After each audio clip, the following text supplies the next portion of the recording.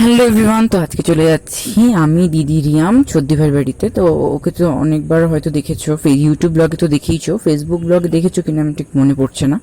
তো বাঘাযতীন যেহেতু তাড়াতাড়ি পৌঁছানোর জন্য আমরা লোকাল ট্রেনে করেই যাব, আর রৌদ্রুর তো কোনো দেখা নেই, আর পাবোও না হয়তো।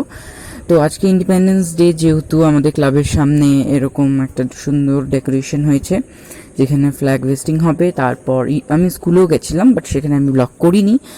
আর এখানে বেরিয়ে আখের রস খেয়ে নিচ্ছি, খেয়ে তারপর যাব স্টেশনে, স্টেশন থেকে তারপরে ওর বাড়ি।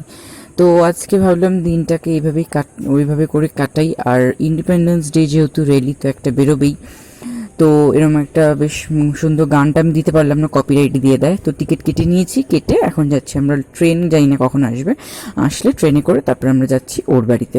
তো ওখানে গিয়ে দেখা হচ্ছে। আর ট্রেনে তো আমি ব্লগ করতে পারবো না, যেহেতু মারাত্মক ভিড় হয় ট্রেনে। তো একেবারে ওর বাড়িতে গিয়ে দেখা হচ্ছে। তারা